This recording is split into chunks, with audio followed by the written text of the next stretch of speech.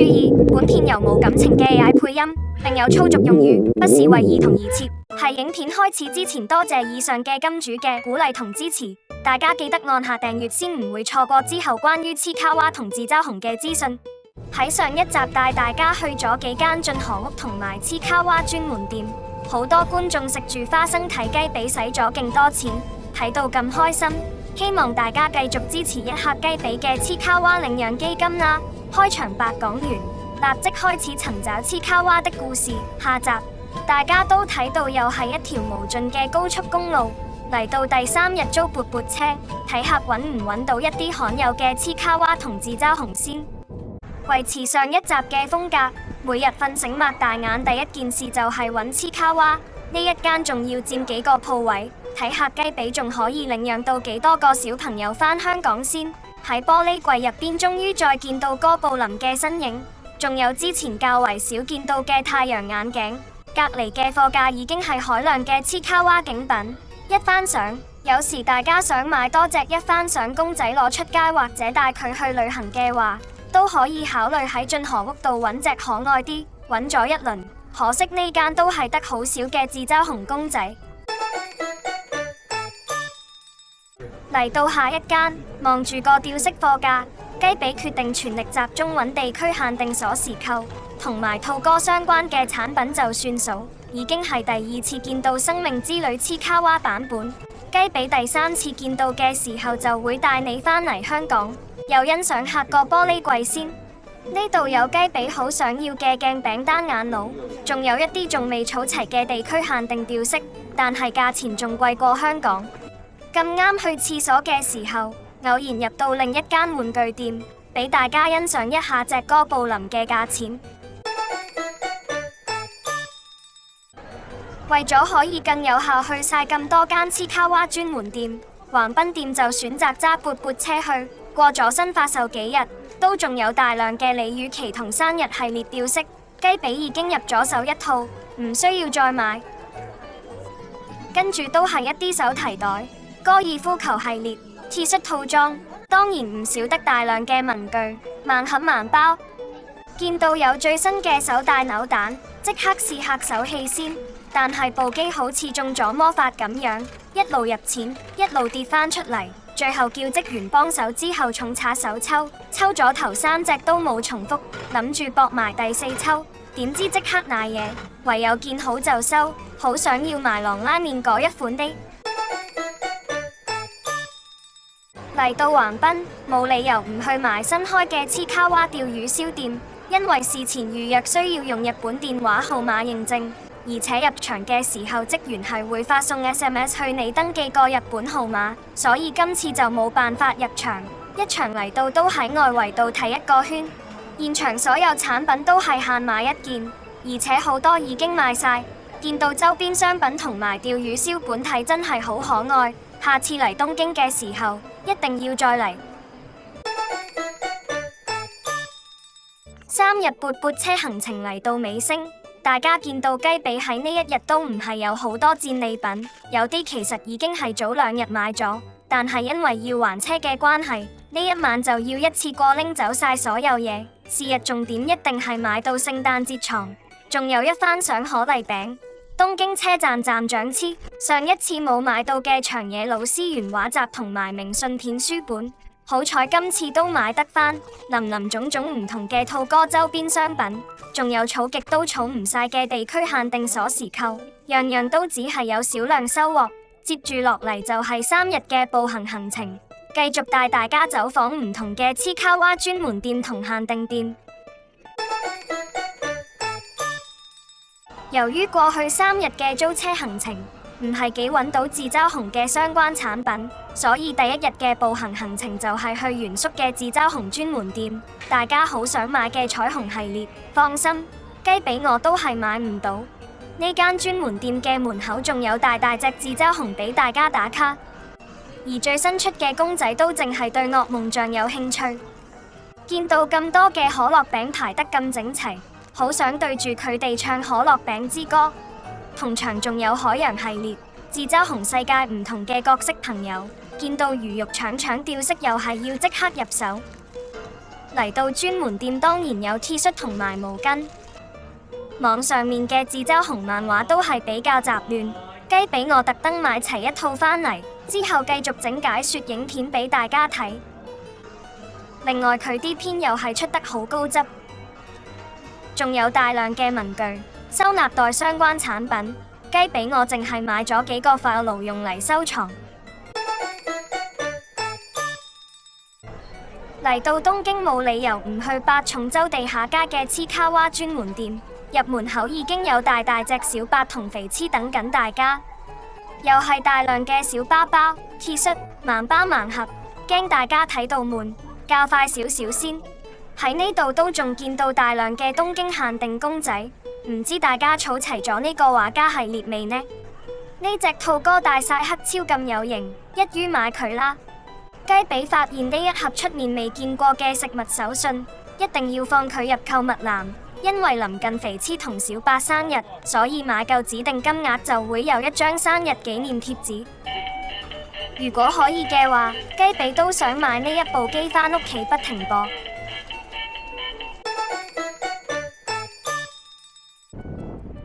鏡頭一轉就到秋葉原，呢度嘅進河屋價錢普遍都比較高，純粹想睇下有冇一啲比較罕有黐卡哇產品，連普通擺喺貨架上邊嘅吊飾公仔價錢都係比其他鋪頭貴。好彩雞俾早幾日已經買晒想要嘅公仔。突然之間喺間玩具鋪度見到呢一個黐卡哇保健產品攬枕，佢仲高過雞俾我，嚟咗日本咁耐真係第一次見，可惜帶唔到佢返嚟香港。快速帶大家睇下秋葉原大約會有啲乜嘢黐卡哇嘅公仔。最後雞俾喺秋葉原度冇買任何黐卡哇嘅嘢就走咗。好記得呢一日落勁大雨，好彩出咗地鐵站之後行幾步已經到 Skytree 嘅黐卡哇專門店，睇下呢隻怕怕醜醜嘅肥黐仔幾可愛。現場仲有大量嘅李雨琪同生日系列吊飾，而專門店嘅特色就係有大量嘅盲包盲盒，見到啲咁靚嘅貼紙，忍唔住又買咗幾張，仲有一啲已經係舊款嘅吊飾公仔。呢個場景盒都擺得幾靚喎。嚟到新宿嘅魔法店，今次最主要睇客仲有冇喊喊哥布林，前前後後嚟咗2次，都係見唔到蹤影。啪啪系列已經入手，唔使再買。大大張嘅貼紙真係唔知黐喺邊好。仲有呢張沙灘隻，完全唔捨得用。而魔法店限定嘅變身卡仔，雞俾下次先至再入手。一大幅嘅魔法1代2代吊飾，如果大家想買多隻嘅話，呢度大把有得俾你揀。記得要同啲3個魔法小可愛打卡影相啊！如果佢哋3個都有出埋糖加公仔就好啦。最後喺魔法店度唔係買咗好多嘢就走咗，跟住去呢一間嘅進河屋睇下會唔會有收穫先。因為見佢貨架上面嘅產品都係比較普通，雖然一啲新推出嘅產品都有出售，但係價錢仲貴過原價。又係時候睇下個玻璃櫃，唔知大家有冇見到啲心頭好呢？大家又覺得價錢如何呢？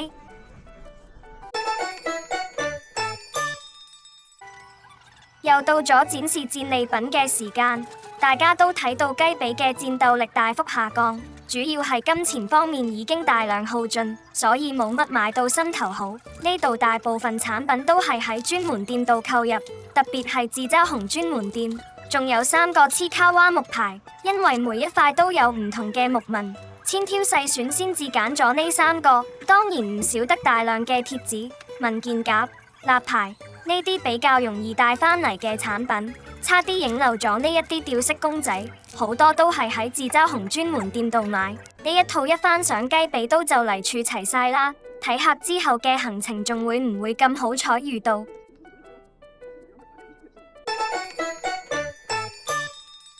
嚟到行程嘅尾聲，一於去埋池袋尋寶，好隨意入咗去呢一間玩具鋪度。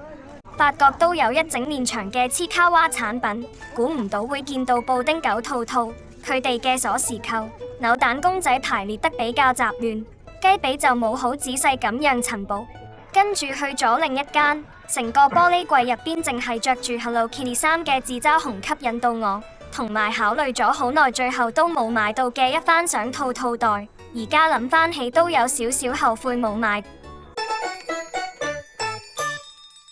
行咗咁耐，原本安排咗去食黐卡哇餐廳，但係唔記得預約，淨係去咗隔籬嘅紀念品店。鋪頭前面3隻着住廚師服嘅小可愛都一定要打卡影相。唔知大家已經入手晒廚師系列未呢？而雞比我就一早已經買晒想要嘅角色，今次嚟到主要睇下有冇新嘅產品。見到合鬼咖喱就係諗返起我嗰首畫到爆嘅歌，唔知大家今日聽咗未呢？同場都仲有少量唔係餐廳限定嘅商品，呢一套中華餐廳盒玩，雞比當然已經一早入咗手啦，因為做得非常細緻，有少少心郁郁想入手多一套。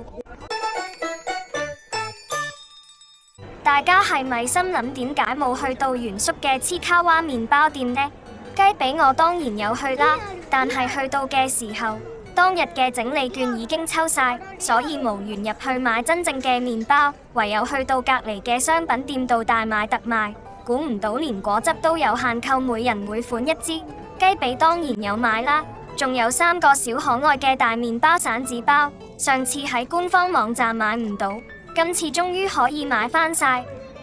而啲水樽同杯呢啲易爛嘅產品，喺俾錢之前會有職員開箱俾你檢查一下，所以唔使左揀右揀。